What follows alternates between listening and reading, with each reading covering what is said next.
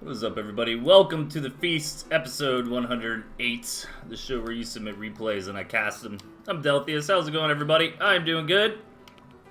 Excited for Halloween weekend. I know it's a little bit rough during the pandemic and whatnot, but I hope everybody can find something safe and fun to do. Got a little bit of a Halloween surprise in store. It's nothing super fancy, but it's a thing. And yeah, I'm looking forward to it, man. I love Halloween. Tonight, I think I'm going to play Dead Space. I've never played it, and I bought Dead Space 1 and 2 on Steam during the summer sale for like 50 cents. So I've been kind of short on my to-do list. And then tomorrow, me and just a few pals are meeting up for a one-shot spooky Halloween D&D campaign. It's going to be a lot of fun. I've been a DM with this group for a year and a half now. And one of the other guys who's a really good DM in the group is gonna DM this, and we're all gonna be big nerds and dress up like our characters, so it's gonna be fun. And yeah, so I guess without further ado, we shall hop into it. Just got a solid 12 replays tonight. I know Mocha's been talking a little bit about TnT Championship, or what's going on with that. I think we're taking a little bit of a break in the competitive scene for a few weeks, let everyone catch their breath. We just had the conclusion of the Magnificent 21 tournament, thanks to the gentleman. That happened last Sunday, and I won't spoil the results for you there, but you can check out in the Discord or in my VODs or on Woody Pun 7's channel. And yeah, let me sip my coffee here. And let's get into it. Match number 1.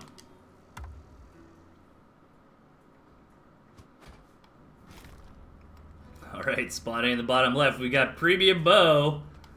His opponent to the top right, Mr. Ziggy. And it's Halloween, so I figured I'd get some skins on everybody. The pigs are dressed up like cows for their Halloween costumes. And the rest of the costumes will be a surprise as they come out.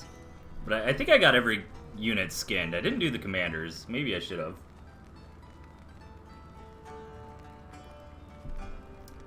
The skins haven't been as popular these days, but it was a big thing back in like 2018 or so. Iris did a really good job making... If you just Google like Tooth and Tail mods, you'll find a website. I think it's literally like toothandtailmods.eu. And all the skins and stuff are archived on there, so really nice to have that. Make it nice and easy for everybody to find those. Well, let's take a look at it. Pretty balanced map gen, I suppose. Both players access to 3 bases, nice and neat. I guess I kind of like it a little better for premium here, but not by a whole lot. You know, Ziggy's perfectly fine. The lizards could be annoying in theory. Coming down here and harassing some of these other expansions, but we'll cross that road when we get there. What's interesting to me is, like, yeah, there's pretty short rush distances here, but there is this cabin in the way, and sometimes players really kind of overvalue the cabin being in the way, you know what I mean? Like, they just won't rush at all, and you can get that cabin down pretty quickly. Oh yeah, here's our squirrels. They got their little Boba Fett costumes on. Little Boba squirrels. And Ziggy's already grabbing this further away expansion. I kind of like that style of play in general. This isn't too difficult for Ziggy to defend. Unfortunately for P-Boop here, the map gen like almost gave him a route through the back, but there isn't. So if Premium Bo wants to come in and attack, he's going to have to come in this way. And it's fairly easy to defend all 3 of these bases regardless. No defensive structures or anything like that for the players. What do we have coming up here? So yeah, we got our little Boba Fett squirrels. We got our cow pigs. Premium Bo being a little annoying here. Almost lost a little bit of food, but wouldn't have mattered too much there. And so far, I'm liking this for Ziggy. You know, he's a little bit ahead on the farms. Premium Bo committed to a 3rd Tier 1 Morin, which I don't necessarily disagree with on such a small map like this. Oh yeah, we got our Plague Doctor Skunk going on. I actually really like to play Dr. Skunk. I tried to pick the skins that were like the most Halloween-y out of the ones. The skins are really cool. I know Tosh still kind of shows them off on his stream. But I don't for the most part, because I don't want to confuse new players or somebody maybe viewing the game for the first time on this channel. But you know, it's Halloween, so we got dressed up characters here. We got our little bat pigeons. Oh, they just sold off, but you got to see them for a second. I like this chameleon skin too. It's kind of hard to see. I think it's the one Tosh uses a lot, but it's like the Reaper chameleon. And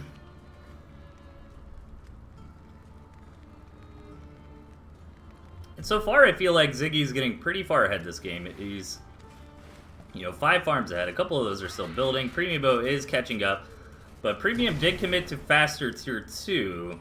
But, however, typically I like to be in the position of the economic player in these situations. You know, having that faster Tier 2 is nice, but you kind of want to get something done with that, because eventually the economic advantage from Ziggy here, you know, he'll be able to match you in the Tier 2 if you just wait around. Premium does finally commit to fully saturating that second base. And overall, it's kind of been a gentleman's agreement so far. Oh yeah, we got the sombrero snakes, the poncho. I like the sombrero snake. It's pretty good. Pretty good. What else we got here? Oh, that's it. Well, we almost have the Falcons. Which one did I pick for the Falcons? I kind of forgot. Oh yeah, that's right, the Bee Falcons. Buzz Buzz. So yeah, this is a pretty slow game, to be honest. You know, we're almost at the 5-minute mark, and both of these players really just macroing up here. We're in a little bit of an arms race. It's going to come, I think, who's going to throw down that first Tier 3 is pretty important, and Ziggy decides to do it, but Premium Bow's Badger shouldn't be too far off. He's going to get his third established here. And if Premium hasn't gone in and scouted, so he doesn't know about the Fox. So if he moves out now, maybe he'll be in a decent position to take a fight, since Ziggy does have some money wrapped up in that Fox. Ziggy's actually floating a lot as well, so he needs to slam something else down here. I think he's trying to balance, you know, having enough for that Fox when it comes out, but not floating too much.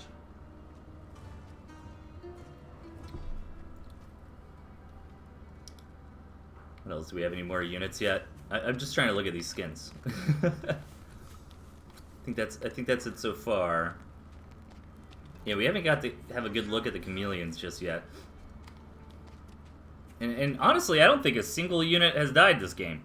Been very, very passive. I mean, we're only at the 6-minute mark, but push is going to come to shove here shortly. You know, both players are kind of building up to their ultimate army comps here. Premium Bow never did scout that Fox, but he did get his Badger Warren up and running. This Fox will be out significantly quicker. And let's see if Ziggy can get something done with that little bit of a timing. Now, did Ziggy ever scout the Badger is the question? No, and at this point it does get a little difficult to do that sort of thing. And here he comes, a big first engagement. Moving in is Ziggy, gonna pick off some cams, back up for a second. Nice snake going down, but there's the Fox on the front lines.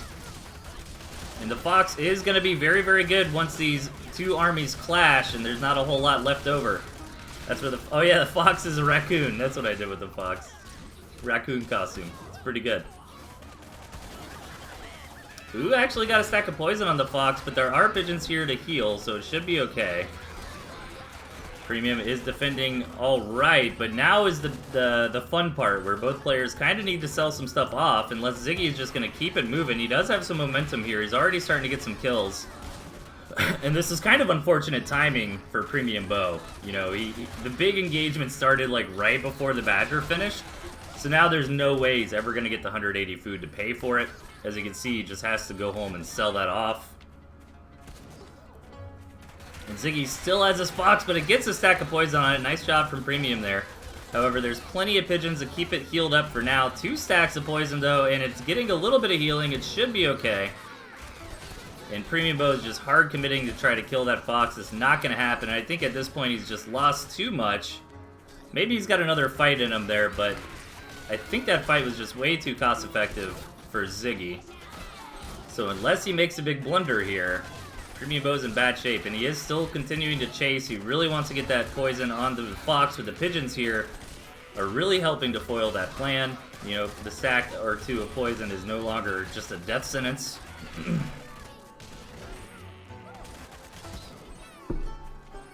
How are my levels doing? Let me see. Might actually turn the game volume down just a smidgen here in my little ear holes, but I can turn it up on the stream, and that should be about the same thing. And Premium doing his last hurrah here, but he still has too many units, supply block. Ziggy does as well, but he's still got the standing army. And Ziggy's just constantly trying to micro this fox. Now he gets the opportunity to maybe sell off a couple of these tier 2 warrens here. And try to rebuild what he can. But Premium Bow's actually holding for now and didn't lose too much there. However, he doesn't really have a whole lot left to really deal with this fox. Trying to muster back up some snakes and some lizards. They can definitely get the job done.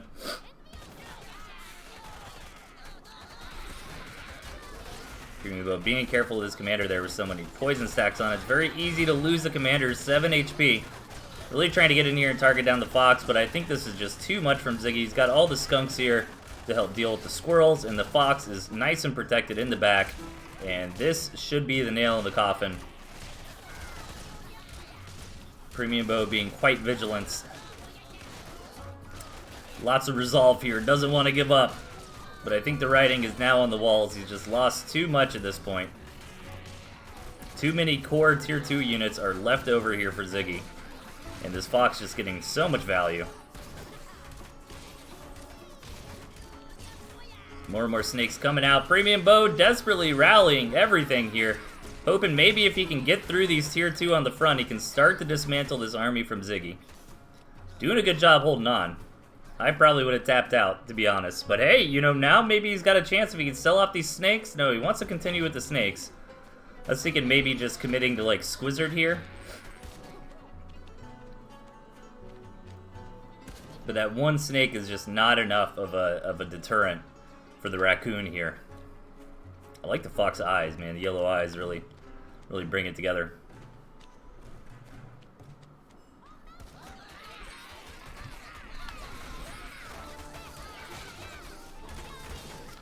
And another wave coming out from Pre-Boop here. Both economies are actually starting to get into the dumps, so maybe Ziggy is gonna get turned around on here. The fox actually goes down.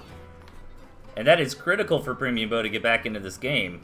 And Ziggy is actually starting to run out of food on his side of the map. Maybe Premium Bow can come back and win this. I think Ziggy is committing to too many tier 2 at the moment. You know, Premium Bow's still got a couple of these farms he can retake to stop the starvation. He's also got these cabins available to him.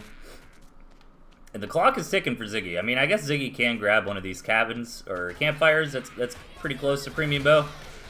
And just defend it. Yeah, this final attack here with the skunks and the snakes, this should be the end. Really good job from Premium Bow, hanging on for quite a while. For a second there, it looked like he was coming back.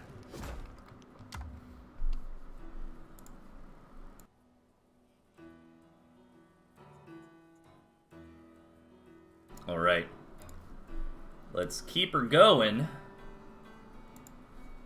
with game number 2 here.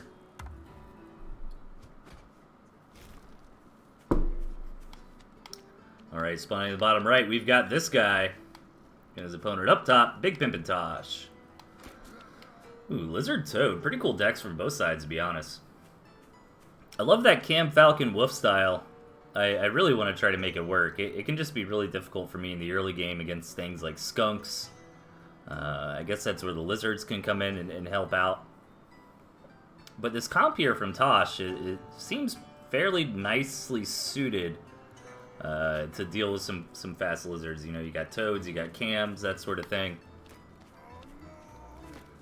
And just a 5-farm warren here from this guy. It's a short map, you know, just kind of testing the waters. He does let that first lizard start building, doesn't block it. But he blocks the second one. So he just wants one lizard, maybe to poke and prod. See if he can catch an undefended farm building or something like that in the corner. Oh yeah, we got the Lizard Wizards, classic tooth and tail skin.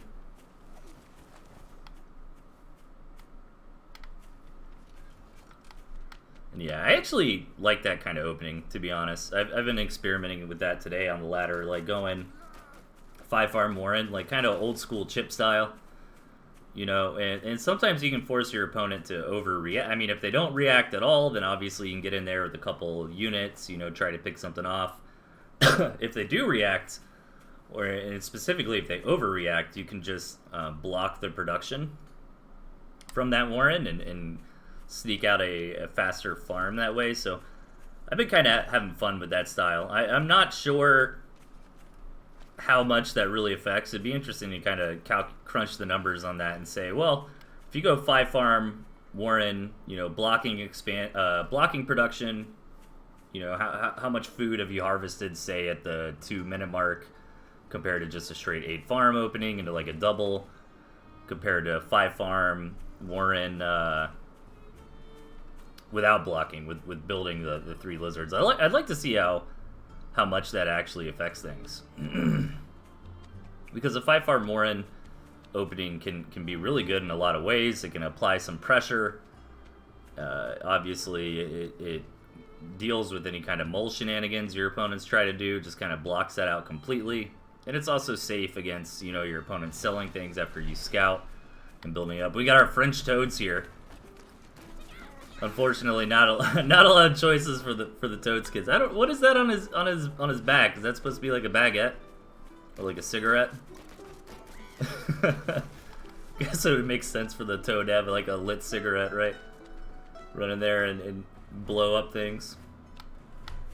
All right, this guy building a lot of Squizzard into some snakes. Meanwhile, Tosh on Lizard Toad into double cam. And double cam can be quite strong, but, you know, snakes are kind of what the doctor ordered to deal with that. I'm thinking Tosh decided to go double cam because of all the lizards he's seeing, and just that amount of sheer HP and damage can really help against the pokes and whatnot. And speaking of poking, here comes a snake coming in, getting a little bit of damage done on the gristmill. We have a little kerfuffle here, and it seemed to be in this guy's favor. And this is so annoying, man. It's like the worst feeling, losing a gristmill to snakes.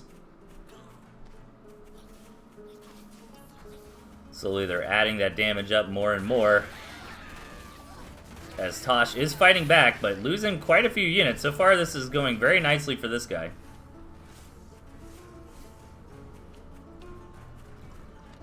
And that is a dead gristmill. Tosh did not commit any farms to it or anything like that, so not the biggest loss in the world, but it kind of is in a tempo way where it's like now you are not going to be, you know, expanding. You're kind of stuck on one base here, and you're a little bit forced to all in.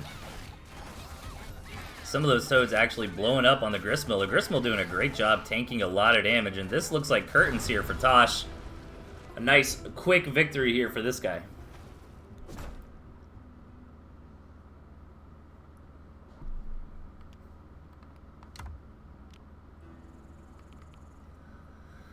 Okay, match number 3. Let's get into it.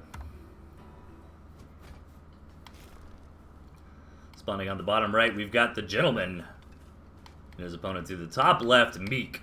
Alright, both these decks are a little janky here. Meek pulling a play from Tosh's book here, going triple tier 3. You know, we've seen some double tier 3 come into the meta, and you can kind of get away with it, you know, depending on what you're going for. But triple tier 3 is a bit silly. The Gentleman with artillery cannon as well. It's going to be fun to see how he can make that work. But I like the core of what Gentleman's bringing, you know, with the Squizzard, Skunk, Falcon. That's always just a nice set of units to have. I think maybe we can start making the argument of Snake over Falcon, but I'm not 100% sure. The Falcon does provide some extra utility, you know, granting that high ground vision that actually can matter in a lot of situations.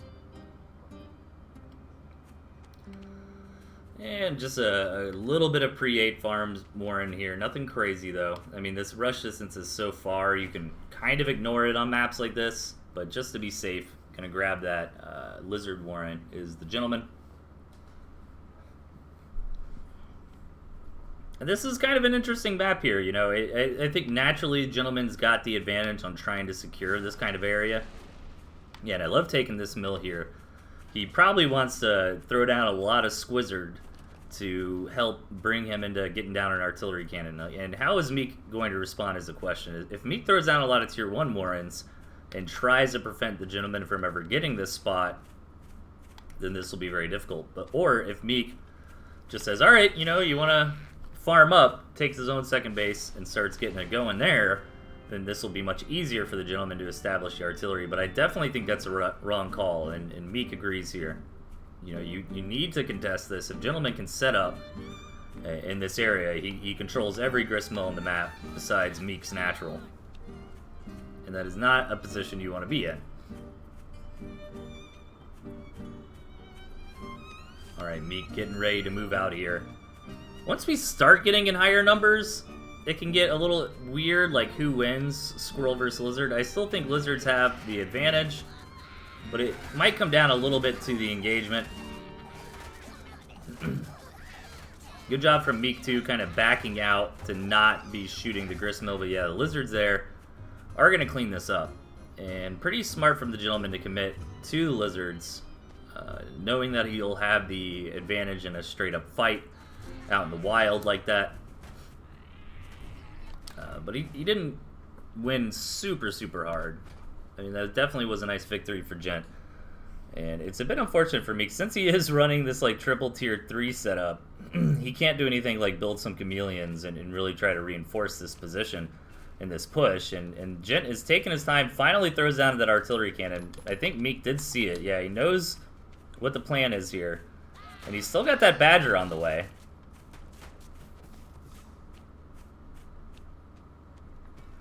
But this artillery cannon is not in range to just straight up fire at the main base of Meek here. I think Gent is going to have to leapfrog forward a little bit to get that done.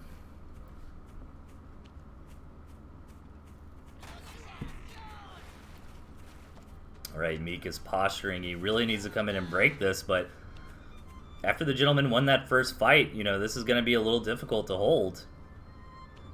Once this artillery cannon comes up, it's going to be pretty rough for Meek.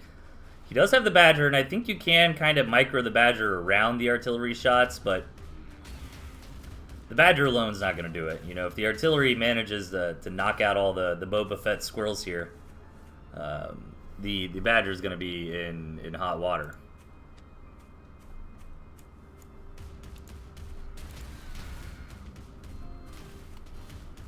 See, the artillery cannon has been established. Gent is even starting to throw a farm or two down, getting into some tier 2, even getting into the Owl. And I think Meek, with that scout, just straight up saw everything, which is nice. Ooh, sells off the Owl.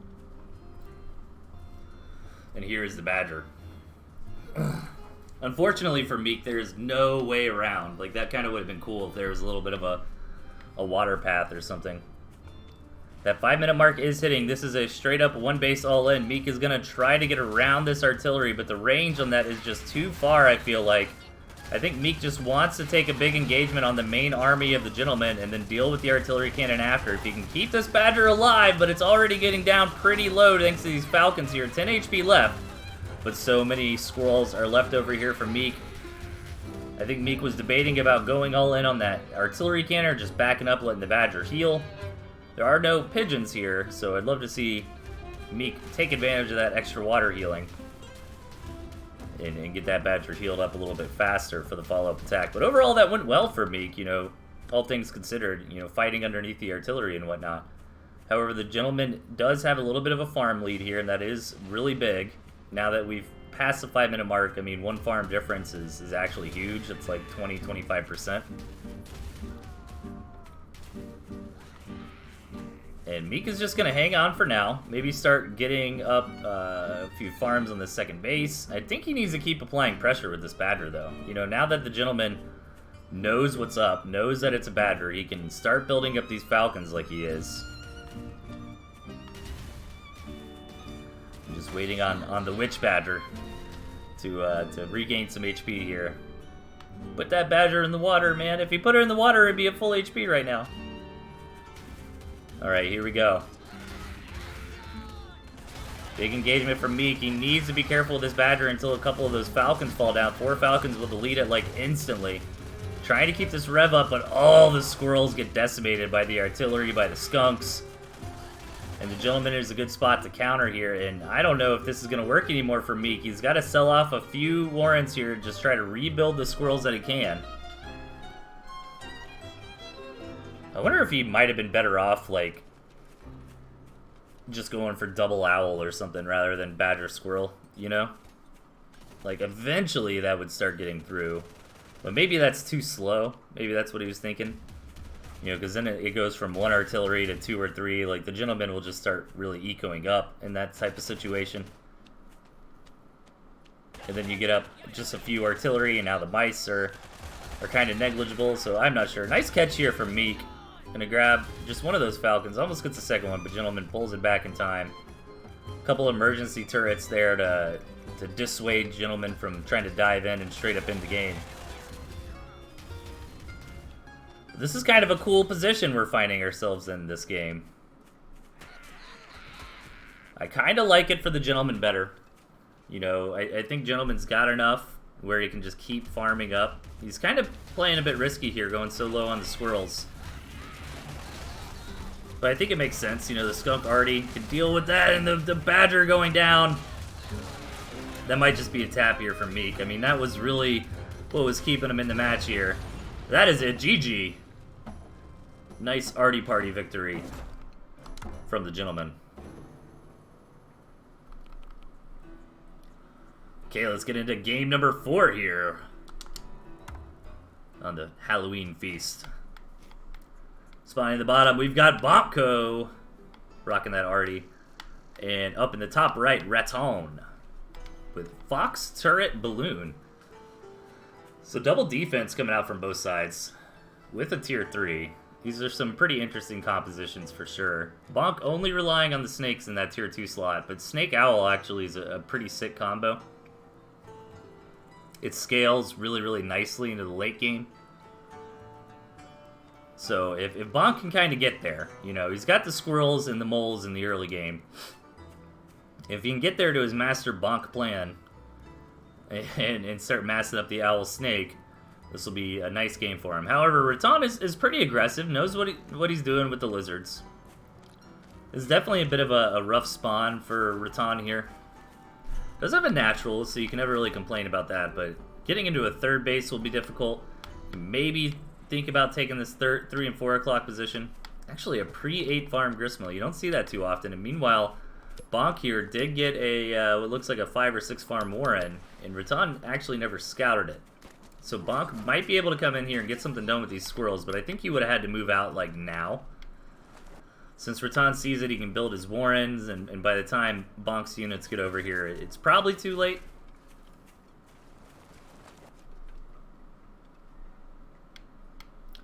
Yeah, Bonk's not even going to opt to move out with these squirrels.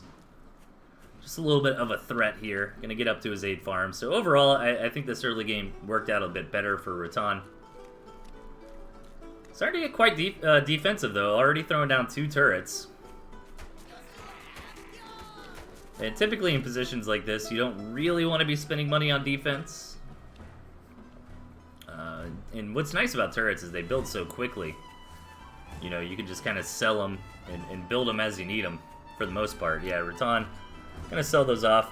Rebuild a couple, so he's actually going to turtle up a little bit here with the turret balloon. Deciding where exactly they're going to put it. And oh, I would have loved to see like a straight-up Fox Warren right there. That would have been fun. But with the commitment into defense, I feel like Raton really needs to do something like get into a tier 3 or really start saturating up that second base to make that investment worth it. Meanwhile, Bonk is just kind of doing his thing, you know, starting to build some farms on the second base, getting some tier 2 up and running. Comes in for the scout, sees that Raton has kind of taken a turtle position. So this should really allow Bonk to have some wiggle room here to do as he pleases.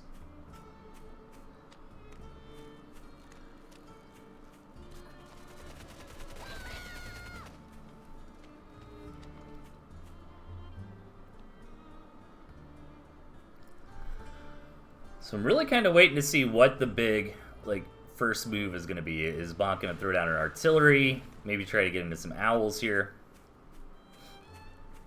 You know, I'd love to see something like a fox from Rattan with this big defensive investment. Maybe that's what he's doing now? Yeah, alright. Alright, I like that. 330 fox. A couple pieces of barbed wire going down here just to be annoying for any kind of lizard run-bys. And this high ground in the middle is a little bit interesting. The mapping, the ramp is more awkward than it looks like, mainly because of this doodad that spawned in here, this abandoned, half-built house. So if Rattan wants to attack the long way, he's going to come all the way around like this. Otherwise, it's just this main attack path here. Oh yeah, we got our skeleton moles. I love the skeleton moles, man.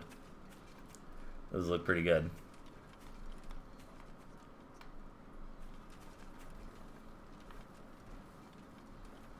So full saturation coming in for Rattan, and Rattan's kind of getting to his master plan. You know, the fox is on the way, but this is where it's going to get a bit rough. Bonk is getting into that double owl, and you know, Rattan's late game is not going to be as strong as Bonk's here. You know, owls and snakes scale very, very nicely. Chameleons can to an extent. You know, maybe if Rattan got up to like 4 to 6 skunks, 4 to 6 cams, that sort of thing, maybe he can start cost-effectively dealing with the mice that are going to come in. And I don't think Rattan is aware of the tier 3 just yet, and I don't think Bonk is either, to be honest. Neither player really being able to get in there and get deep, complete scouts here.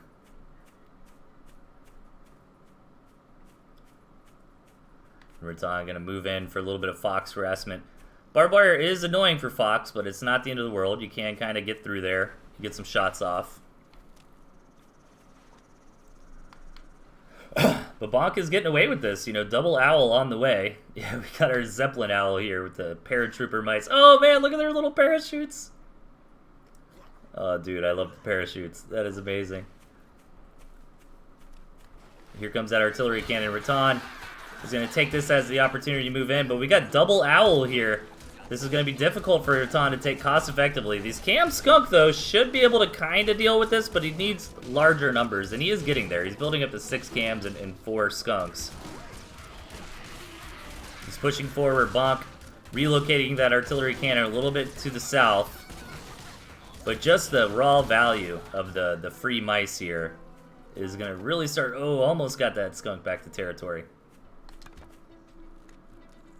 Yeah, the value from the free mice is just going to get out of control. Rattan really needs to be threatened by the double owl here. He's got to figure out a way to end this game before Bonk can really start producing more and more owls. Nice harassment here from the fox.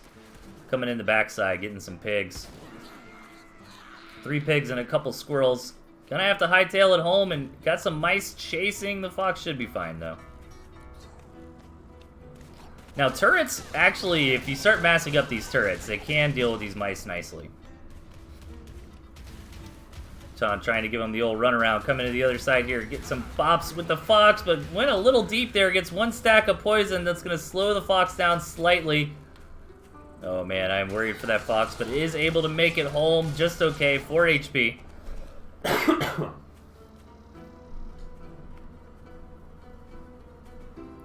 Yeah, this comp from Rattan is getting a little bit better. I think Bonk needs to get out of the squirrels here and the moles, and I think really just start hammering down on the owls. You know, start getting up to 3, 4, 5 owls. And Rattan looking for a 3rd base location. Gonna push in again, and now he's starting to get this nice front line. Ooh, needs to be careful with the fox, though. That is a dead fox, so nice job from Bonk there. But does Rattan have enough to keep this push going? No, he needs to keep these juicy tier 2 units alive. I think he needs to get rid of the lizards at this point. The lizards are nice to try to deal with the snakes, but they're not really going to be able to get past the mice and live to tell the tale. Gonna try to get another fox up and running, but the value from the fox was really, really crucial for Rattan, so losing that might actually just end up being a death sentence here. And yeah, these mice just getting so much value. Like, maybe if Rattan can set up a nice turret wall, like, just outside of range of this artillery. But Bonk does not want to give this position up. I mean, he was probably hoping to take these couple bases for himself.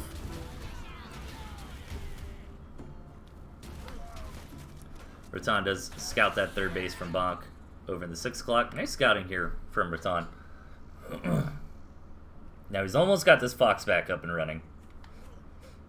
But owl number 3 has been thrown down for Bonk.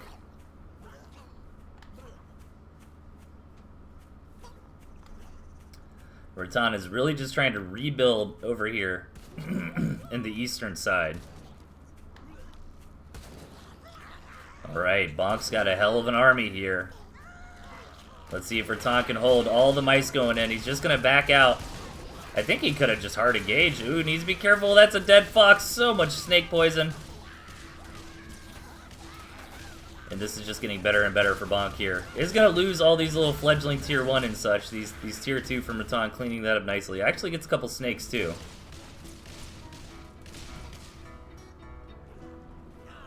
Yeah, I think Bonk should just straight up transition out of the tier 1 at this point. And just go pure owl snake.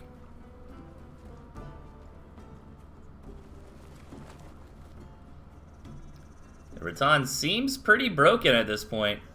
Let's see if he can make it happen with one final hurrah. Gonna saturate up this base fully. Bonk still hasn't really hard committed. He's just kind of coming in here, throwing out the mice. He actually might end up killing some of these building farms, and that's a big loss in value here. Yeah, see now Rattan is meeting that like critical mass of Cam Skunk, where these mice are less efficient. But what's nice against the Snake Owl combo is the snakes deal with the cams and skunks very nicely. And owl number 3 is here, or I should say Zeppelin. They're a little parrot. Dude, I love the paratrooper mice animation, man. That's super cool. Alright, Rattan. Maybe looking for a base trade here. This barbed wire is also kind of acting as a ward on the map, though. It's going to alert Bonk that Rattan is up to no good. Rattan coming in through the backside. Going to try to doof down this gristmill, but going to lose a lot to get this done. Underneath that artillery fire, everything just getting deleted here, and that's going to be a tap. GG. Nice victory for Bonk there. Give me just 1 second. I'm going to grab some more drink here. Be right back.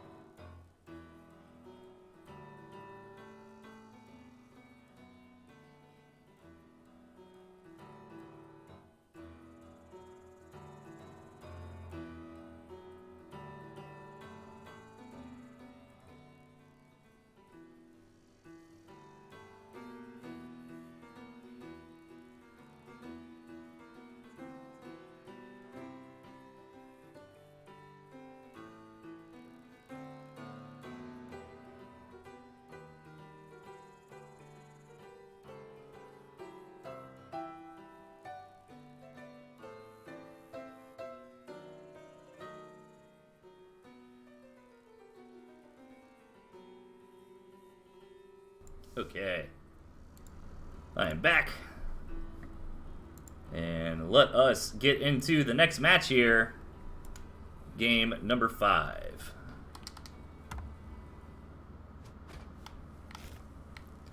Spot at the bottom, we've got Daffy. Their opponent up top, Tiki Gray.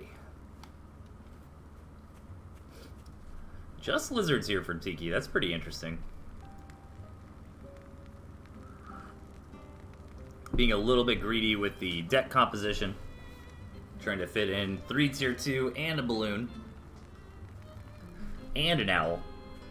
And just gonna rely on those lizards for the early game. Daffy flirting with the idea of a mole rush. That's a nice spot to get it done. Ooh. Ooh, that's rough. Tiki does not see it. And this could get a lot of damage done. That's going to be a dead pig. Oh, the pig actually finished in time, and the mole rush gets a little bit blundered there from Daffy, and Tiki's just like, yeah, calculated. Was thinking about grabbing that farm, but just gonna go ahead and throw down a lizards, be safe against follow-up rushes.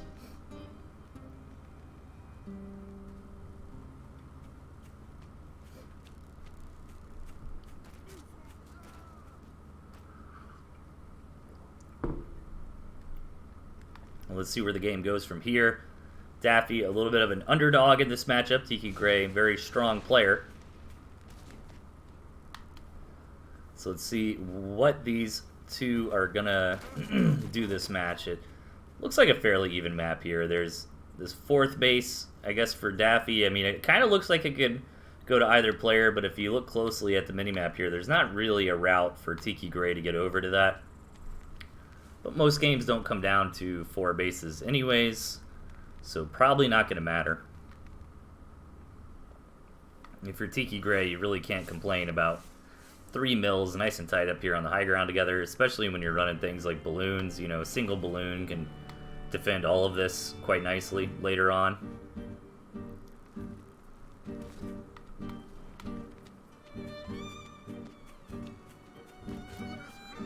So let's see how these players want to get into it. Lots of tier 1 in the early game. I think both players kind of expecting aggression from one another, caught in a little bit of tier 1 chicken. You know, you don't want to be saturating up on a bunch of farms while your opponent's just railing down tier 1. And yeah, we're going to continue on. Looks like we'll get into a solid mid-game. That blundered mole rush from Daffy and Mocha saying that's actually Rattan, so weaseled their way into another feast submission here. I don't know who submitted this one. To be honest, I kind of forget who submits them. I just download them all and run them through my little renamer code and bing bang bong. Lots of squirrels here for Daffy. Did Daffy scout the tier 2? Yes. So gonna try to take advantage of this small window where maybe they've got a bit more food on the ground here, but the skunk is going to come out like just in time, and this should not work. Tiki Gray's got plenty to defend here. What Daffy's really hoping for is to take an even engagement and these moles kind of knocking down some of the warrants. Good target fire on that skunk, but at what cost as the lizards ram through and clean up the rest of the army. And with Daffy having those forward mole warrants, has to pick those up. And now Tiki's in a very good spot. Kind of leading on the tech here. Not committing to a straight-up counterattack, and I think they did have the opportunity. We're just going to kind of play it safe, you know, get into double skunk. Keep saturating up that second base.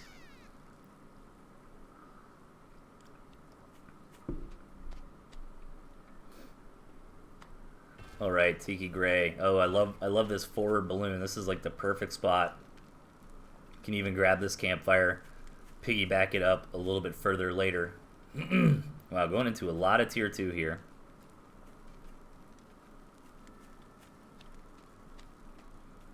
And we've got a match on our hands. You know, Daffy is just slightly behind. But Tiki Gray really didn't take advantage of the momentum that he had after such a good hold. And that has allowed Daffy to comfortably kind of saturate up the second base and keep on keeping on here. Getting to third base underway. Probably no plans to attack anytime soon. I mean, Tiki Gray's really established this middle area.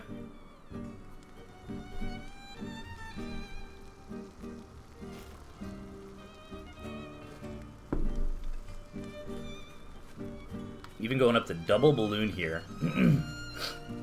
And this is really painful because this is the only attack path, you know. Oftentimes what I like to do against players who do this sort of thing is like, alright, then I'll just run around and, you know, attack some other way. But when you've got defensive structures like this and you've really taken hold of that middle ground, it's quite nice. And these balloons really combo nicely with the skunks as well.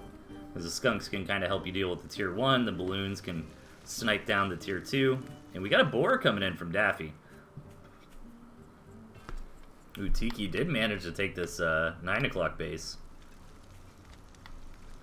I'd like to see him saturate that up, you know, and save this one for later. And it's like, alright, if you caught it, You know, as long as my farms were alive for a little bit over 60 seconds, you know, it's profitable. Big tier 2 heavy armies here from both sides. Daffy does have a little bit of an eco lead. And if Daffy can somehow manage to take this fight outside of the balloons, it's 360 food wrapped up in the balloons. And another 360 is about to be wrapped up into the owl.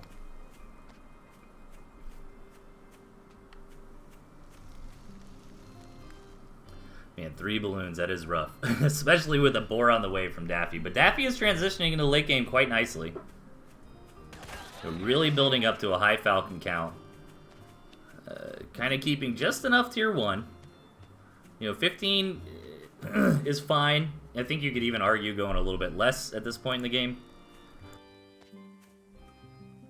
But it seems okay. Especially when your opponent's got 4 skunks. But now might actually be a really good window, especially right after this owl gets paid for. Because that's 360 bucks for Tiki Gray not in the fight here. Daffy needs to be careful of the commander. 4 HP. Losing that would be rough. He knows the board is going to go down. Just going to have that blow up on as many units as possible. And Daffy is starting to break through here. Manages to knock out those balloons as well. This is looking really good for Daffy. Nice time to try to bust through right before this owl is built, but when it's already paid for and is even going to catch the war, and so many of these tier 2 are very low on HP, but there's enough squirrels here to help defend, help reinforce, and these Falcons are going to slowly start getting targeted down, but they're definitely doing their job. They're holding strong for the moment.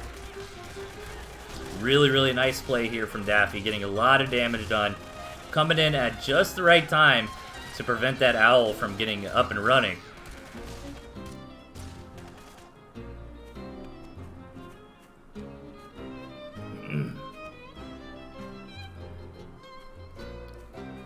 Now Daffy's gotta probably sell the boar, yeah. You don't want to commit to another one. I think Daffy realizes that was a nice fight for them, and this is one of the nice things, too, about keeping that tier 1, you know, even into more of the late game, is they rebuild and reinforce your army quite nicely. Yeah, Daffy's even thinking about throwing down some moles to just get whatever he can up and running to continue to apply the pressure to Tiki. Tiki looks like they're taking this fight. Have a lot of tier 2 left over, but nothing that can shoot up besides one Falcon. All these skunks are super exposed here. Finally, some lizards come along, but only a couple lizards are not going to be enough. Oh, that is huge. If Daffy can get the reveal on those cams, that'd make things even worse. But Tiki does have the better economy, and these few sneaky Tiki farms, or cows over here on the side, definitely making a difference.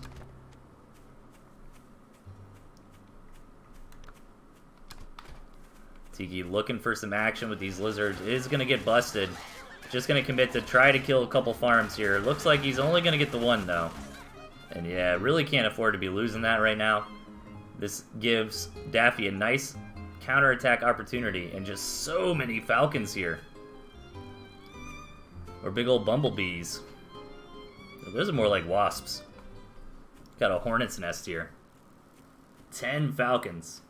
That is so much firepower. Tiki just literally doesn't have enough things that can shoot up to deal with this. You know, there's more Falcons than there are lizards. This should just be so much burst damage coming out. Lots of skunk gas going down, but most of the units here for Daffy are in the air, and that's going to have to be a tap from Tiki. Nice victory.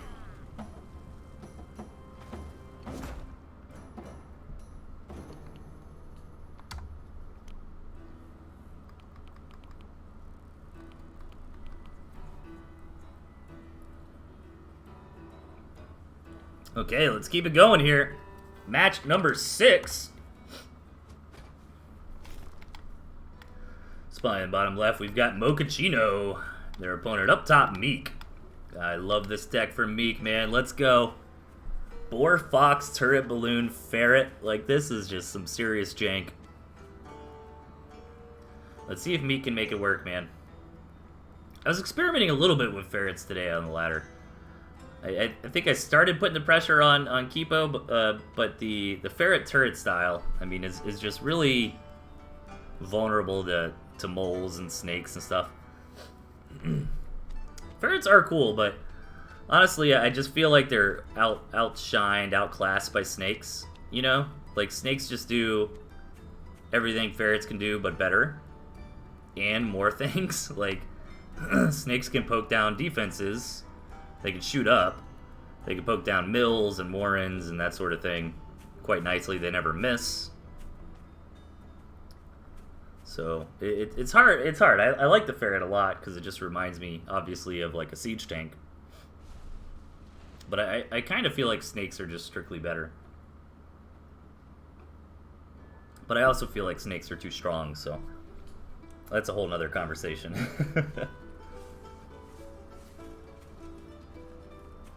Alright, nothing super nuts just yet. Mochaccino is hiding this gristmill, so I guess that is a little crazy. Meek hasn't seen it just yet.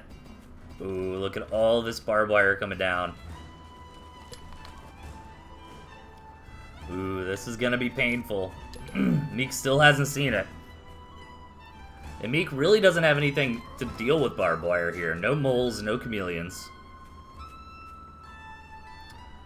However, does realize, you know, Mochaccino main base is pretty vulnerable, and that's a fact. Mochaccino's really putting all of his stuff on that expansion up there. Comes in here on the cows. The cow pigs.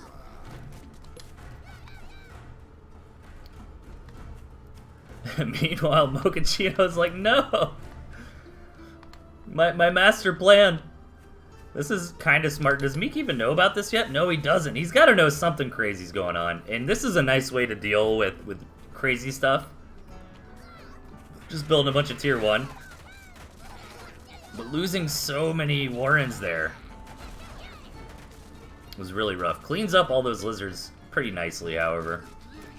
Or losing all those pigs, or cows. Whatever they are today. Oh, Mochaccino's starting to clean things up, though. I think Meek got a little bit too big for his britches. Kind of surprised how well, like, Mocha took that fight, man. That balloon really did a lot of damage there. Mochaccino building back up more and more squirrels, but keep in mind, man, Meek's on 8 farms. Mochaccino's only on 4, so if Meek can just chill out for a minute, you know, he should, on paper, just have more units. Yeah, even throwing down some turrets, because he knows Mocha's probably desperate at this point. How is Mocha gonna wing this into a victory?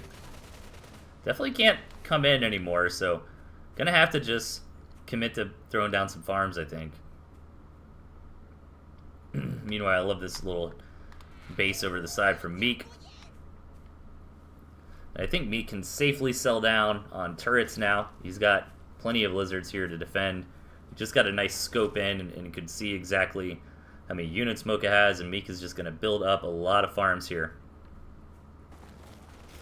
Try to keep that economic advantage. You know, he knows he's 4 farms ahead. And what I'm curious about is how many of these were starting pigs that are still left over, you know. And it looks like 2, maybe 3, honestly. Were all 3 of these on the left side starting pigs? We'll find out here in a minute. Just trying to judge by how much wheat is left over. And yeah, unfortunately for Meek, man, he does not have a great way to get through this barbed wire. But, you know, sometimes players can overestimate barbed wire. Like, you can just run through there. You know what I mean? You'll take a lot of damage. It's not very cost effective, but if you're ahead enough, it shouldn't deter you forever from attacking. Mochaccino is catching back up, though. This barbed wire is buying him some time. Meek is going to get into some ferrets and boar here. I like this for Meek, just taking mills on the map, you know. Making it hard for Mochaccino to get into another base. And a boar coming down from Mochaccino as well. Probably maybe in response to scouting the boar from Meek. I'm not 100%. But the boar from Meek is going to be a good ways ahead.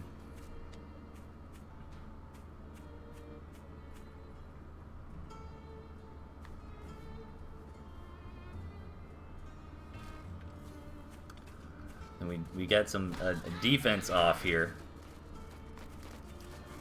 Meek does scout the boar from Mochaccino. Knows his boar is ahead in production. I love this from Meek, man. Just throwing a couple farms down on all these extra bases he took. Really just trying to stay ahead. But Mochaccino's definitely still got a shot in this game, you know.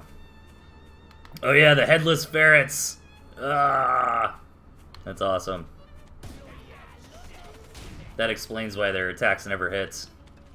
They can't see anything. Alright, Mocha's got pigeons. That's definitely going to help out with the boar a lot. And, yeah, I mean, there are ferrets, but these ferrets aren't going to really get anything done. You know, the balloon is zoning them out.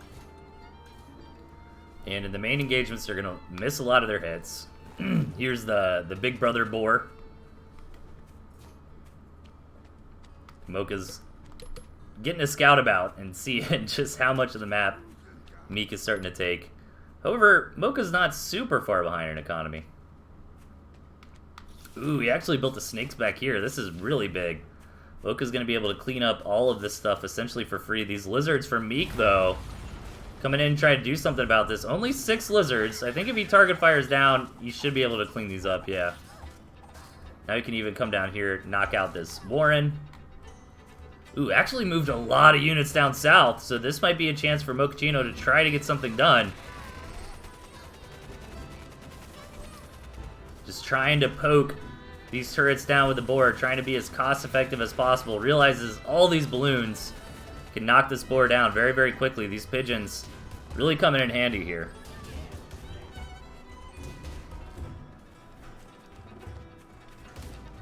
Yeah, this is rough for Mocha. I like this approach for Meek, you know, if I can just keep Mocha squared in here, eventually he's gonna die, but Meek getting a little big for his britches with this boar here. All the healing from on Mocha's boar.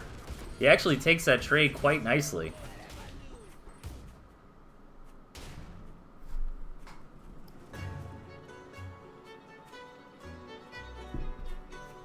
Oh god, are we approaching the balloon wall metas again?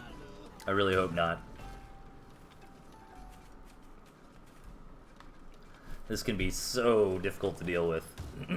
Really, you just kind of like want mass tier 1, but that's why there's the boar, you know, it helps deal with that. But with these snakes, Mocha being careful, starting to poke in and get some value. And Meek still does have an economic advantage, but his sitting army is not very oppressive. Again, these ferrets just really not doing anything. This one balloon just completely zoning them out. Imagine if ferrets could hit balloons. That would be a change.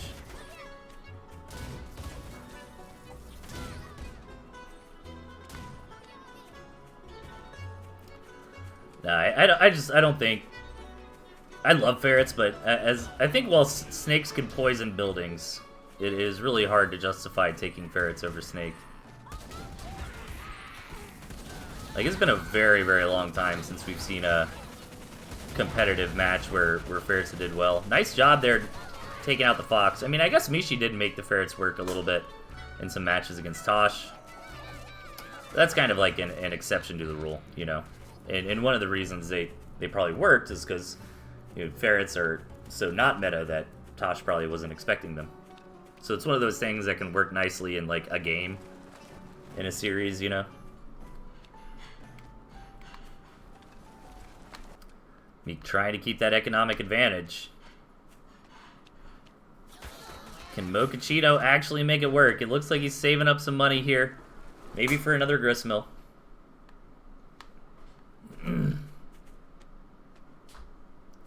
Fox number 2 on the way for Meek here.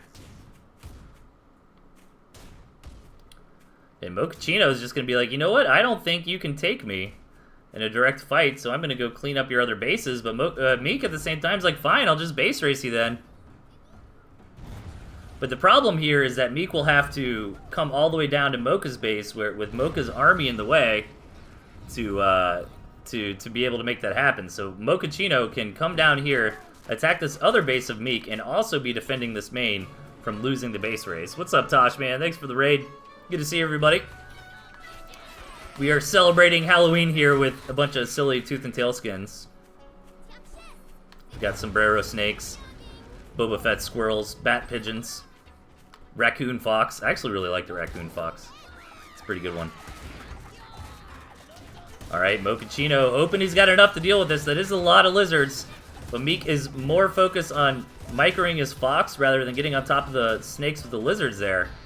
And Mocha cleans it up, and the fox actually dies. Damn, I thought it only had one stack of poison. I thought it would live. That is huge. Meek is now starving. He's gonna have to sell some things off. Sells off the ferrets, trying to muster back up as many lizards as possible. We're in a very, very scrappy game here, and Meek knows if he can just get out another fox. Oh no, that's cute. You gotta sell off lizards or something.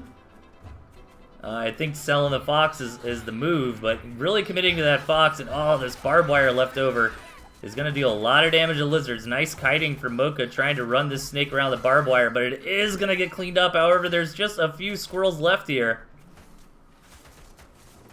And you can't sell your last farm there, so Mocha picks that up as well.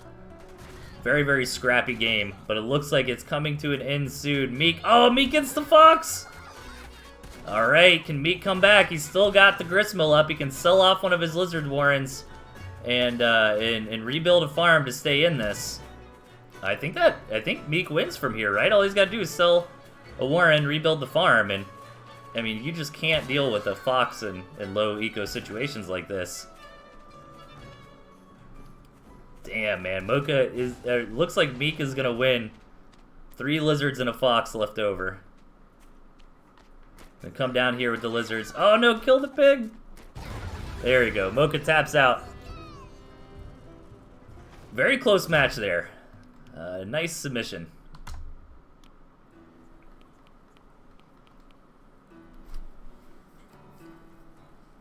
Okay, happy Halloween, everybody. We are celebrating tonight with some silly skins. If anybody's newer in the scene and not sure where these came from, you go to Tooth and Tail. Just Google Tooth and Tail mods. It's like a .eu website, and all the skins are available for download there. So, all right, game number 7. Spawning on the right side, we've got Delthius. And opponent to the left, Kerpa. Yeah, I used to do the skins a lot more, especially when guys like Glorious AFB and this guy and whatnot were creating them. Kind of just showcase off the new skins, but I typically keep it vanilla just for new players who are watching. They're like, what's the difference between a cow and a pig? Oh my god, they have little bells. I didn't notice the bell.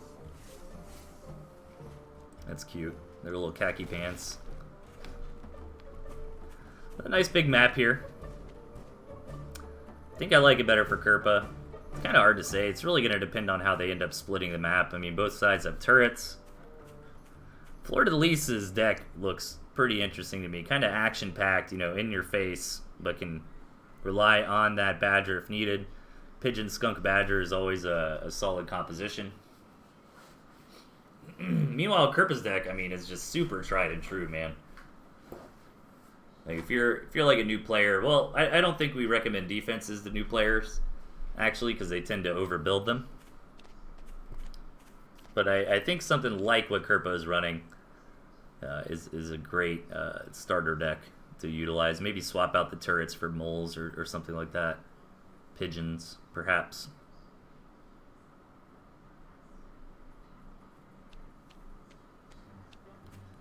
Do I have a list of all the skins I have on? I don't.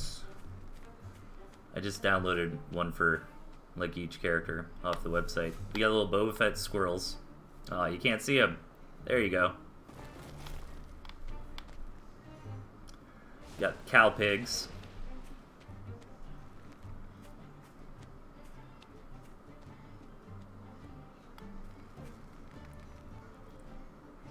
Alright, we're kind of waiting. I'm a little bit surprised how much Tier 1 we're seeing here, to be honest, with how big this map is. There's a Tier 2 from Flora, though. Expansion coming in for Kerpa. But yeah, typically on big maps like this, I think it's very common to be quite greedy. You know, get that second base up and running really fast, and also start throwing down pigs really quickly.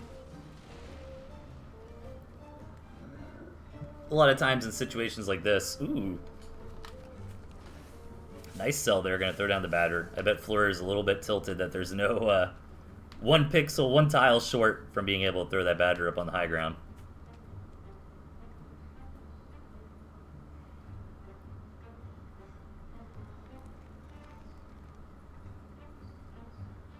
And I think Kerpa did see it that time. I wasn't paying. Yeah, now he knows the Badger's on the way. So what's going to be the reaction from Kerpa? Probably needs to get into like 4 Falcons. No, just going to go for Boar. And this can work, I think, if he commits to a lot of Lizards. And the Boar... The problem is the Boar and the Skunk are kind of doing the same job here. Like, I'd like to see the Skunks be sold off for Falcons, I think. You know what I mean? Like, the Boar will deal with the Tier 1, and then you can use the Falcons or Lizards to deal with the Badger, in theory. Even the turret going up for Fleur, so really just trying to make sure I'm not going to get attacked until this Boar is out. But Kerpa did sneak out a couple farms here. So, if Kerpa can get away with this, we'll be in a nice spot if they survive the Badger attack, but I still would have really liked to see some Falcons here. Let's see if the composition that Kerpa had in mind is going to be what he needs to deal with this push. Fleur actually rallying a little bit early.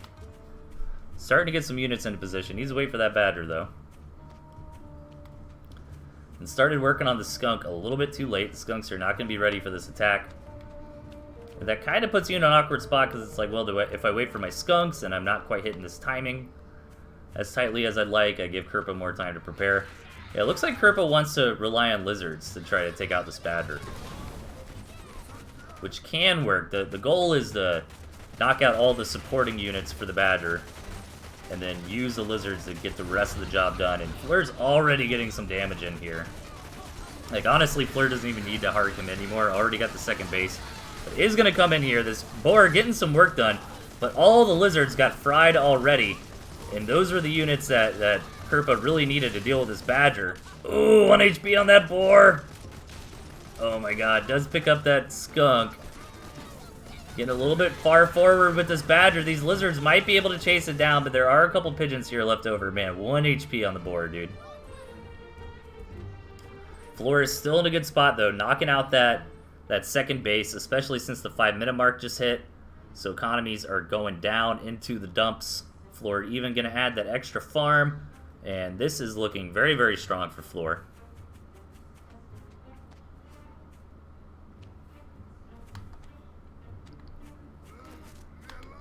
Badger en route here.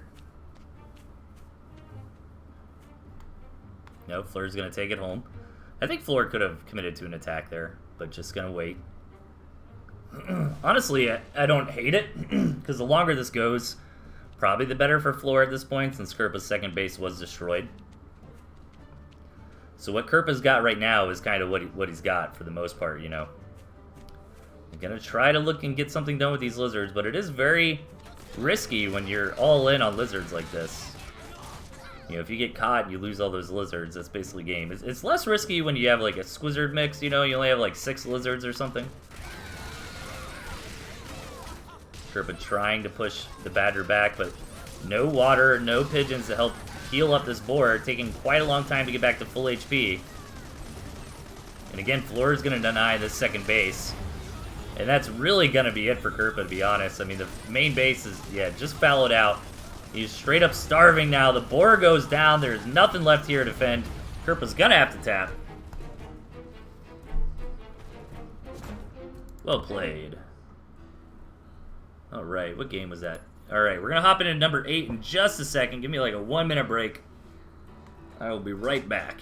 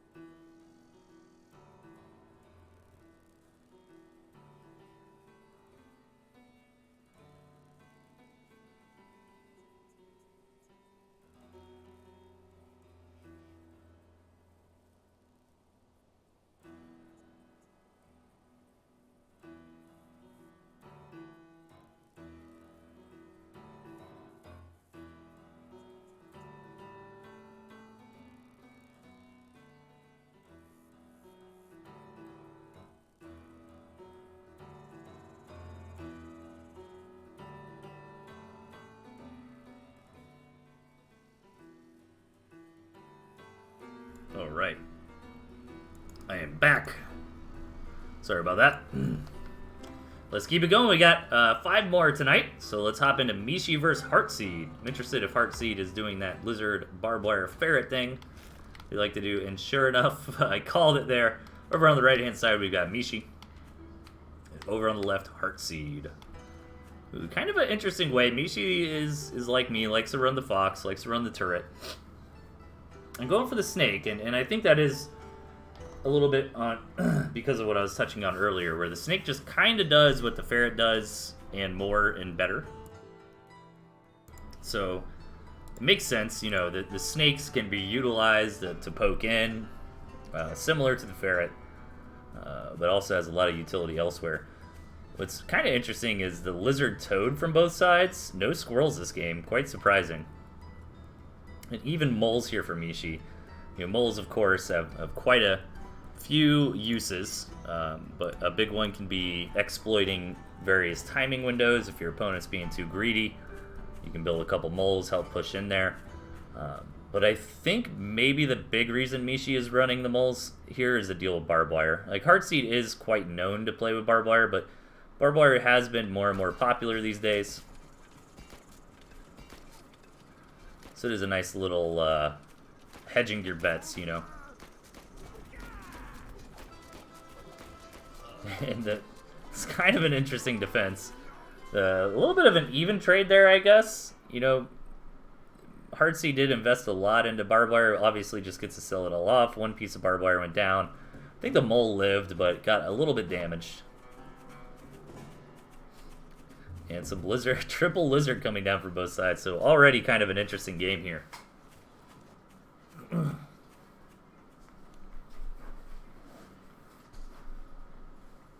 Second base coming up for Mishi. Map does look better for Heartseed, especially with this kind of comp that Heartseed likes to go for, with this barbed wire balloon ferret poke kind of style. If Heartseed can like take this base, start setting up a position here, it's gonna be very difficult for Mishi. But again, Mishi's got some decent units to deal with this. You know, the snakes can poke down the ferrets or contest the ferret poke. They can poison down the balloons. The lizards are great at dealing with ferrets and balloons. Really, the lizards are great against most things in Heartseed's deck besides the toads and the wire.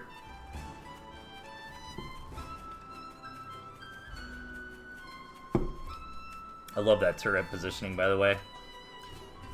Really, really good. You could argue Mishi probably doesn't need the turret, but a single turret, especially when it can defend 2 bases like this, is kind of nice.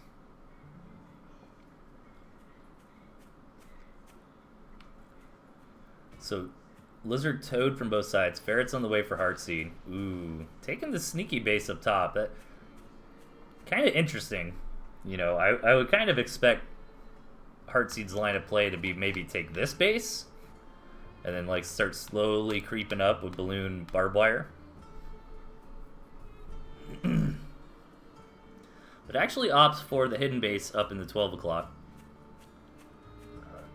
The Mishi is doing his diligence here. Does scout that out. And that's going to be a bit of a weak point here for Heartseed, because since Mishi has lizards, he can't get up there and deal with that kind of effectively. Mishi's not going to be happy to see these ferrets. Going to have to basically immediately sell the turrets. Now going to come in and start contesting this position. Mishi looking for the fight here. Both sides with some toads, so these toad connections might be huge. Mishi pulling back, trying to get the toads from Heartseed to bust, but Mishi actually losing quite a lot there in the retreat. A lot of his toads got dudded. Yeah, and there's the base from Heartseed. So I think Heartseed just wants that 12 o'clock as his like actual mining base, and this will be the base to begin pressuring with barbed wire balloon. These turrets are getting cleaned up by these headless ferrets. Dude, Lizard Wizard, probably my favorite skin, man. That's a classic one. These skeleton moles look pretty good too.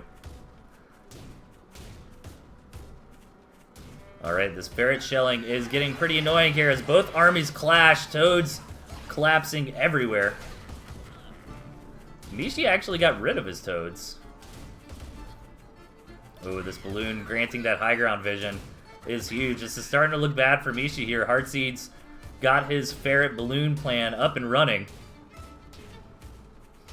Making really good use of the ferrets, even though I have been kind of dunking on them tonight. But this is, you know, he's really showcasing the strength of the ferret here. I think ferret with the balloon like this is quite nice because that additional range. Because the ferrets have more range than they do vision, you know? So getting that extra vision without having to really get your commander out of position. Like, look how far that ferret's shooting. Like, that is quite nice. And Heartseed is busting through. I think this is just too much damage. And gonna take a nice victory off Mishi there. What's up, Michael Bay? Thanks for the follow, dude. What's up, everybody in chat? Good to see y'all. Hanging out on Hallows Eve. We got a few more for you tonight.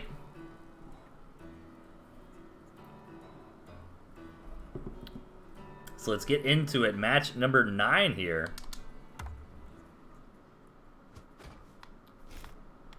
Spawning in the bottom, we've got Kipo.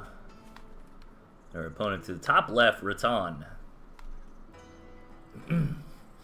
What's up with Kipo? I was playing Kipo a little bit on ladder earlier. I've heard the name around recently. Is it somebody who rebranded, changed their name, or is it just a new player in the scene, or maybe what are you talking about? Delthius Kipo's been here for a year and a half and you never noticed. And Kipo's pretty good. I'm actually interested to see this. You know, Rattan's a little bit of a wild card. But kind of with a standard deck this time around. Kipo with the Mole Rush. Kipo is Stoker. Oh, okay. Yeah, that makes sense. Yeah, I figured Kipo was somebody who changed their name. Gets away with that Mole Rush. Very nice here in the early game.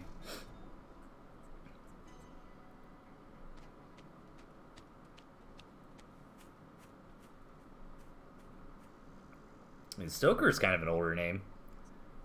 He came back after a while. ToothAndTail is definitely one of those games, you know.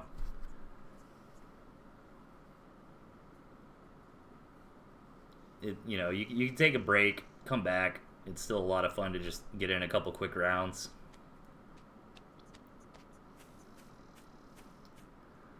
And 5-farm double in response to this Mole Rush coming out from Rattan. And Rattan is even building his own moles up here on the front. Kipo did build a bunch of Warrens, and this attack isn't... I mean, it might hit just in time, and these Warrens are on the low ground. Yeah, with these moles here, this actually might just snowball into a very quick victory here for Rattan. Yeah, building those Warrens on the low ground like that, not being protected by the pigs, was bad play in hindsight here for Kipo. As Rattan says, 5-man, you're gonna Mole Rush me? I will return the favor. And deals quite a bit of damage, but not lethal. Kipo is gonna hold on for now. Now the question is Rattan gonna re-rally and push again? Or try to get up to 8 farms? We can see that the next push might actually work. These Warrens in a nice safe position. You know, the moles really want to get up on the Warrens. That's kind of where they excel.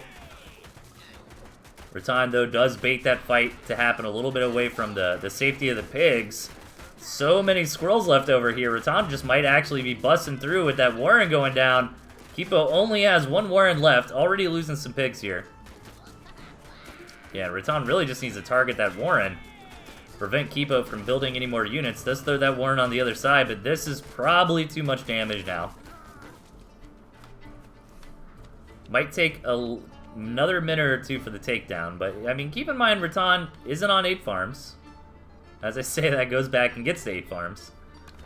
And Kipo has lost quite a bit here. Yeah, it's just gonna tap.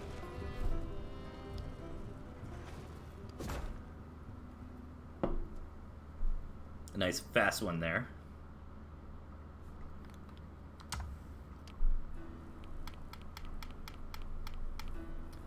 Okay, let's hop into game number 10.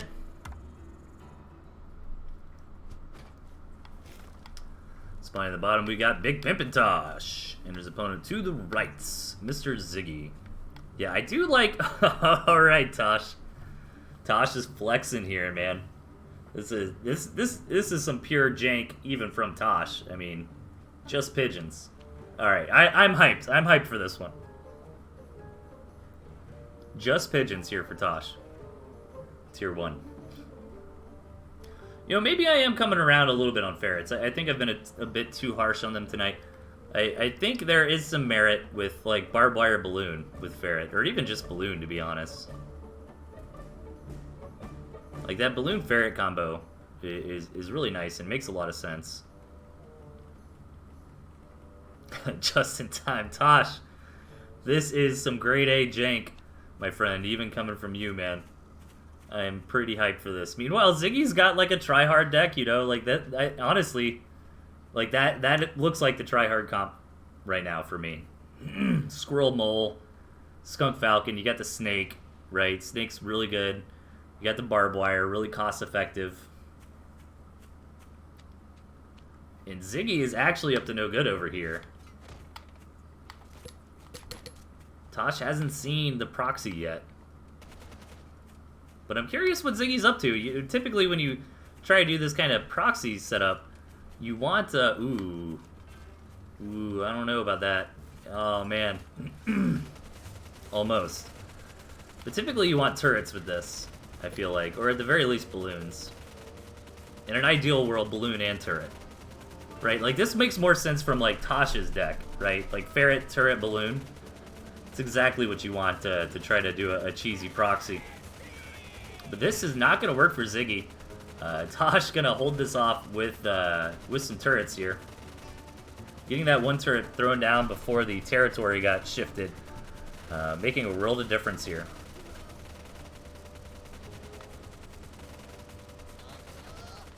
And Ziggy needs to pack this up and get home before it's too late.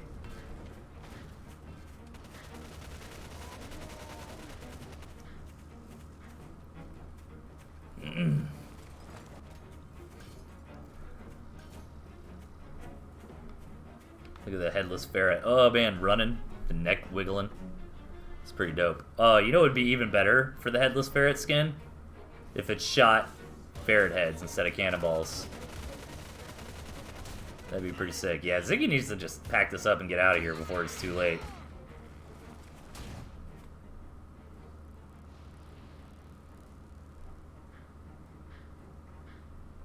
And then Ziggy's gonna make it home. Kind of interesting. Never really thought about it, but since he had tier 1 warrens at the house, when he sold those warrens, the squirrels stayed. That's kind of neat. I always thought it was attached to which warren they were built from, but I guess not. I guess that makes sense. Interesting little nuance. Look at all this barbed wire here. Oh, what's annoying, too, is the ferrets should be able to just shoot from the other side of the barbed wire. However, Tosh does not have anything to back these ferrets up with just yet. Oh man, I didn't even see this over here. It looked like Ziggy hadn't either. Tosh snuck out a balloon during all the chaos. Yeah, these pigeons gonna get through this barbed wire quite nicely.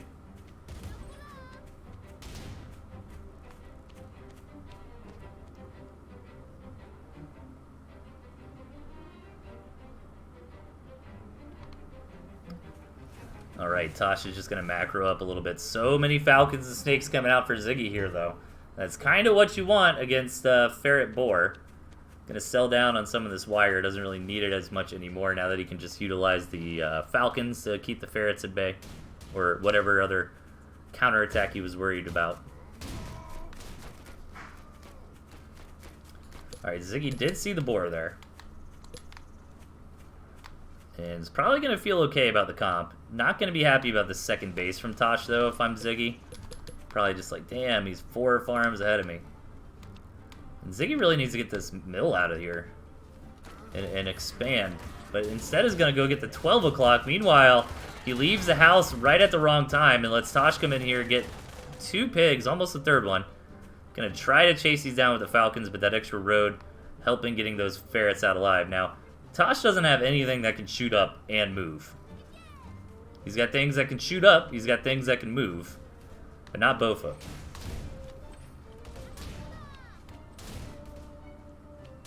What if Tosh just, like, sneaks another balloon over here? It's a lot of defense coming out from Tosh.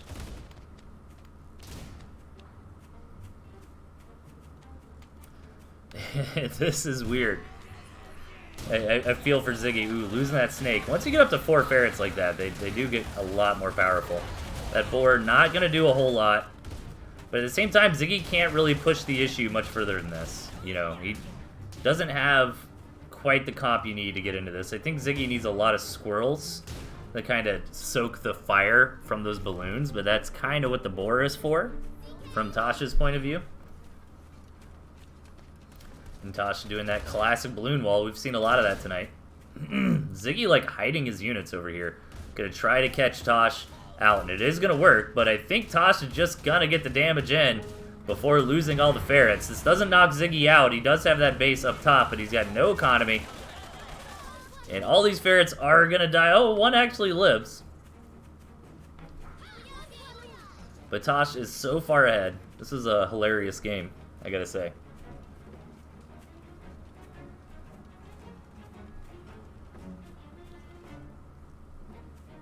Ziggy is holding on, though, and he's got 10 Falcons, and you know what? That is a very difficult comp for Tosh to deal with, outside of his balloon wall. I wonder if Ziggy can, like... Oh, yeah, he's trying to set him up to come to the main base, and here he goes. I think Tosh was sniffing it out. It built that one balloon. No, he needs to kill the balloon. There he goes. All right. Oh, Ziggy! 200 IQ play from Ziggy. All these Falcons being reinforced, though, are just going to be free money as they're going to run into the balloons that are existing. But honestly, I think Ziggy's got enough Falcons here to maybe win. He doesn't need the reinforcements, and Tosh knows he's in hot water, already building another mill down here. This game is nuts. All right, there's only 4 Falcons, but they should be fine, as long as he's careful. Ooh, gonna lose. Oh my god. He's trying to re-juggle these Falcons so that one that was low doesn't take the hit, but it does. And he's gonna give up on this plan. That's unfortunate. Getting this last mining base would have been huge. He is gonna come home just in time, though, to stop these ferrets from winning the game for Tosh. Man, this game is getting weird.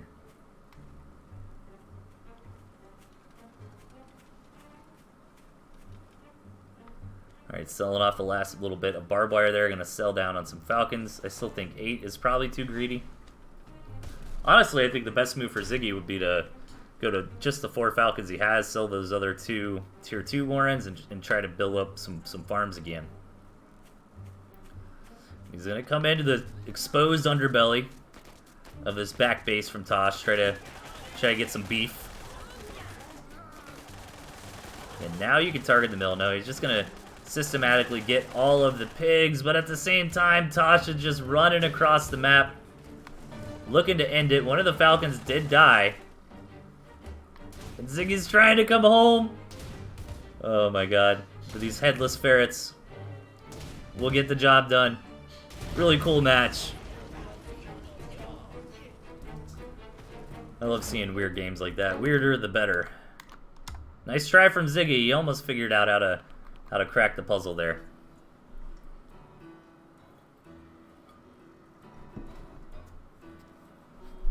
Alright, match number 11.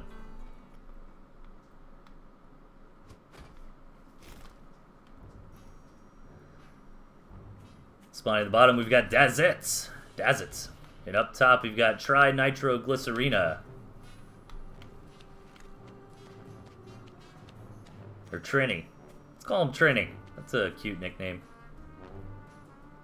Alright, map looking good here for Dazit. Got nice 4 bases here. And again, we see this barbed wire balloon setup coming in from Trini. No ferrets. Instead opting for just the core skunk badger build. So a nice little swagger on the skunk badger build, you know, kind of combining 2 archetypal decks into one. I mean, there are squirrels this game, so that's a little disappointing, I gotta say. But Dazit's just got this shoulder check deck, you know? I mean, Dazit's gonna come out guns blazing. Squirrel Toad, Mole, Cam. Like, that is just a mid-game bruiser kind of comp. Hidden base over here at the 9 o'clock for Trini.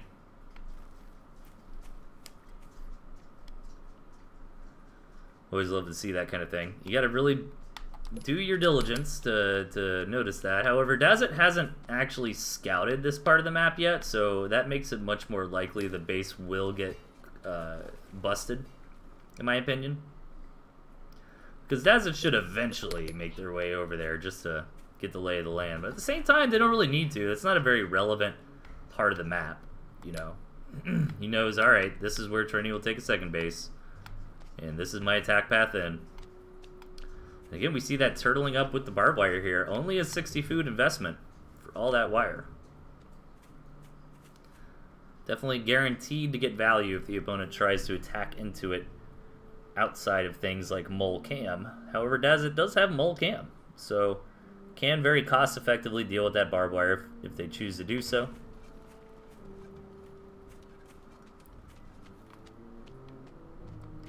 Looks like Dazit was maybe thinking about throwing down the expansion. I think it's about the right time, but also trying to not block the production of that chameleon. Yeah, this seems very busty from Dazit. Like, he's going to come in busting. If he can use the cams to knock down the barbed wire. And Trini has actually committed quite a bit to this expansion over here. Dazit does not know, but Dazit doesn't really need to know, because Dazit is kind of ready to do an all-in push anyways. And Trini doesn't have a whole lot to defend here. Not the best engagement onto the wire, though, from Dazit, taking a lot of damage on units they didn't really need to. And that's going to allow Trini to hold this with flying colors. Does lose a couple pigs, but can actually afford it. It's even got a badger on the way. This is incredibly greedy play from Trini here, but that's kind of what you want to see on the back of investing in defense. And like, honestly, this barbed wire is really not that big of an investment compared to, like, turrets or balloons or something. Yeah, and I think Dazit could have just won the game there if they took their time a little bit more with that engagement. You know, let the cams go in first, deal with that barbed wire, then move everything up. But you know, the skunks were there to defend, and that definitely makes a big difference. Trini is miles ahead on economy, though. Snuck out the tier 3. Dazit just has no idea. And it's always rough kind of scratching your head like, what is my enemy up to? Hasn't really got a deep scout on the main. Never found that second base. And Trini just needs a little bit more time, and they've got the badger up there. Got that composition they're looking for. Again, a lot of these tier 1 taking damage from the barbed wire. Dazit busts on through again, but loses everything. Trini keeps the tier 2 alive. Kills a pig, but just needed to get more damage done than just that there.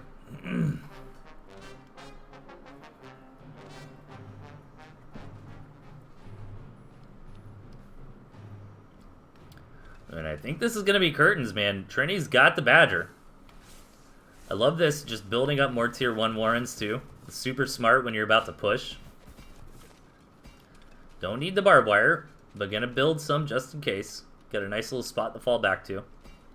Yeah, I think you just go for it from here. Ooh, Trini wants to be sneaky and come in the back. Oh, that's kind of funny.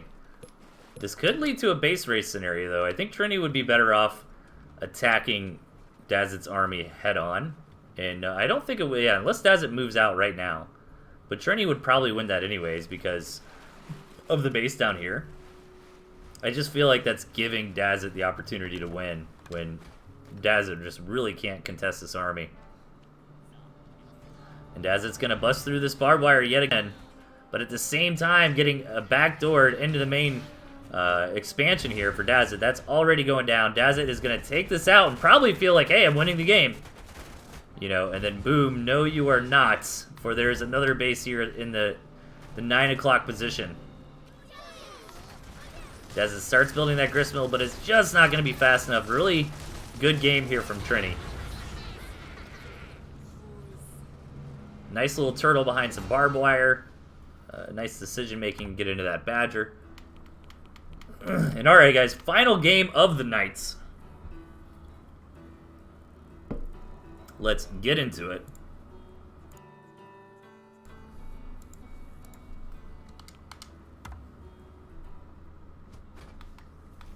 Spawning on the right side, we've got Protocam.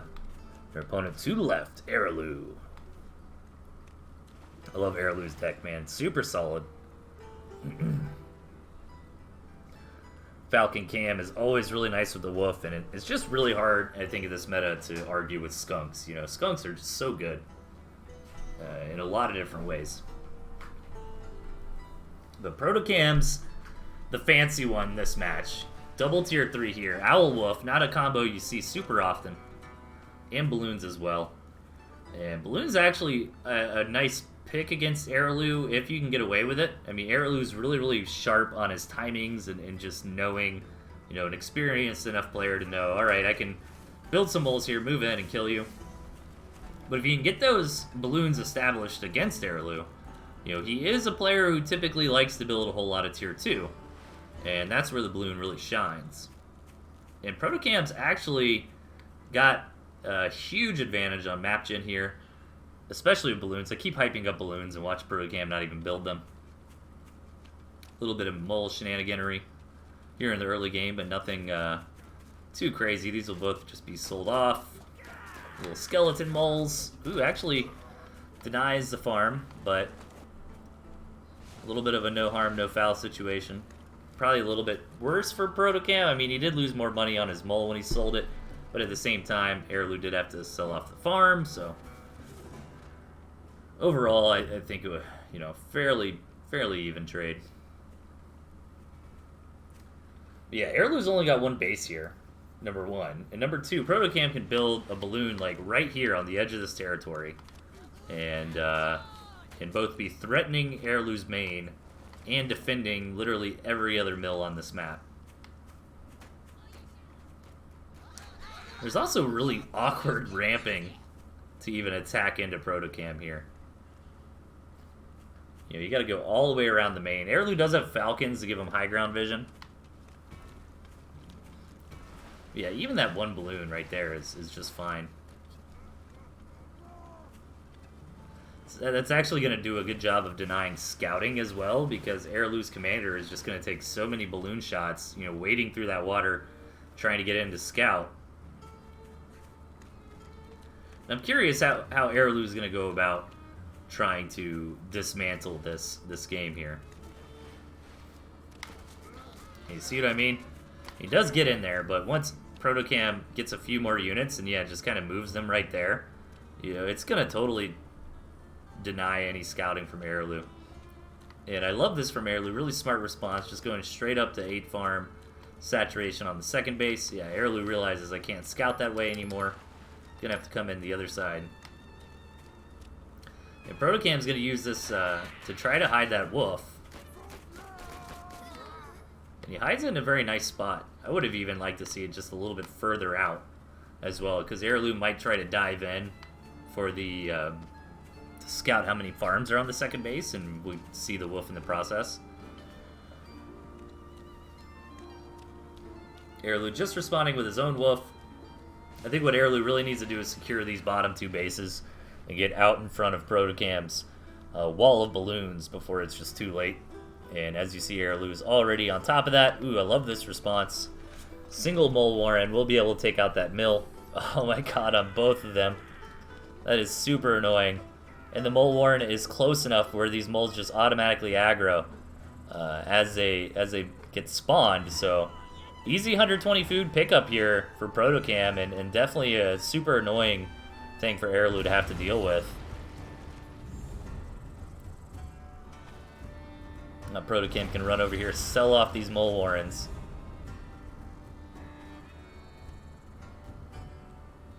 This is such a weird game, dude. This is one of the weirder maps that I've seen in a long time. Very, very favored for Protocam here. Like, this would have been a totally different story if there was just, like, one more ramp right there or something, you know?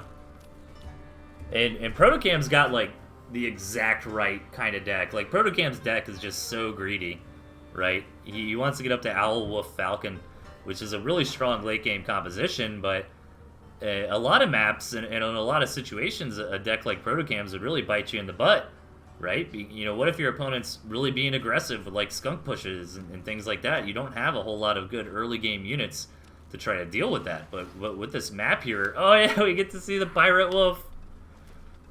Pirate Halloween costume. Arrowloo just cleaning these bases up with a couple squirrels. But I mean, you know, one balloon just allowing you to be so greedy here. And Arrowloo is building into his comp, and he does have a strong comp. You know, Cam Falcon Skunk can deal with Owl. But I think eventually Protocam's just going to have the better army. You know, Arrowloo needs to establish and maintain this critical mass of Skunk Cam, where they can deal with the mice without losing anything, you know? And that's such a fragile composition to try to maintain, because eventually if the mice just start overwhelming it, and, you know, the mice come in and kill just one or two tier 2, you know, rinse and repeat, it adds up. But at the same time, if Arrowloo can get up to that critical mass, be able to swat down the paratrooping mice, no problem, he'll be in a position where he's in a phenomenal spot for some counter aggression.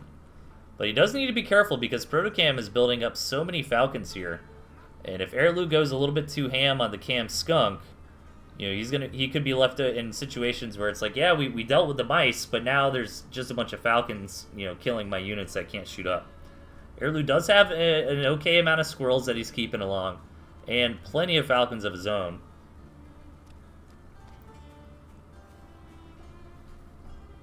But this is kind of getting interesting here. Nice game to end the night out on, as both players have been fighting back and forth for these other two bases. It's not really a map where both players get 3 bases. It's a map where one player gets 2 and one player gets 4. But I'm always really surprised by this kind of thing, because typically the games I'm in, you know, we aren't sitting around just building stuff up. Like, it really amazes me what kind of armies you can put together on 2 bases. I mean, like, look at this from Protocam. 3 owls, a wolf, and 10 falcons off 2 bases. It sounds crazy, but it happens when there aren't any attacks. You know, most of the time you're like, how the hell can you get up to 4 tier 3 and that many tier 2? It's because you're trading units all game long, right? But when both players have been hanging back, you can create these huge armies off a surprisingly small economy. And Protocam just busting through, getting so much damage done when Arrowloo's commander was not in position to properly contest that. What is nice, though, for Arrowloo here is Protocam did lose a lot of falcons. But that is just so many mice here, and they are going to get aggroed. All right, let's see if Arrowloo has enough. 6, yeah, he's got enough tier 2 here. The 6 skunks really dealt with that nicely. Ooh, Protocam even sells down to 2 owls. Rebuilding another falcon. Or, I'm sorry, another wolf. And Arrowloo's not in bad shape. You know, his composition is doing nicely. And as Protocam is struggling to get that Air Force back into position now, one thing I wasn't really considering, too, is the falcons are incredibly important for Protocam as well. They're the only units that can contest Arrowloo's falcons. However, denying that base has put Arrowloo on starvation, as Arrowloo did saturate up his second a little bit faster than Protocam. So Arrowloo desperately needs to come down here, get another gristmill up and running. And Protocam's going to be starving here shortly too, especially with that wolf buffing up the economy. Oh my god, Arrowloo needs to build a base! He's got 10 seconds, or he's just going to straight up lose. He's got to get over there. He's got to get over there now. No, he's just going to try to win the game in 20 seconds, I suppose. I think Arrowloo probably would have ended up winning this if he could have established another mill, but decided it was more important to be up here on the front lines, microing his units. And yeah, look at this. I mean, Arrowloo is on his way to win, but he's just not going to be able to kill 2 gristmills in 3 seconds, and that is going to be it. Protocam, with the troll face on, sneaks out a nice victory on the back of constantly denying that expansion attempt from Arrowloo. Guys, that is it for tonight. Thank you so much, everybody, for tuning in. It's always a pleasure hanging out with y'all and casting some great games of Tooth and Tail. I don't have a whole lot to announce. I think we don't have any events or anything like that in the works at the moment. I think Mocha is considering another TnT League, but we might be holding off for a little bit. So yeah, just keep it going, man. Keep sending me replays, ToothAndTailTV@gmail.com. This will be a good chance to get through my backlog. What is my backlog right now? How many games in the backlog? Alright, I only have like 40. But a lot of those are from the same few people. They send in a whole bunch, so don't let that discourage you guys. Send me replays, ToothAndTailTV@gmail.com, especially if I don't have any from you already. I'll definitely get you on the show. Everybody have a wonderful, fun, and safe Halloween, and I will see y'all next Friday. Take it easy, everybody.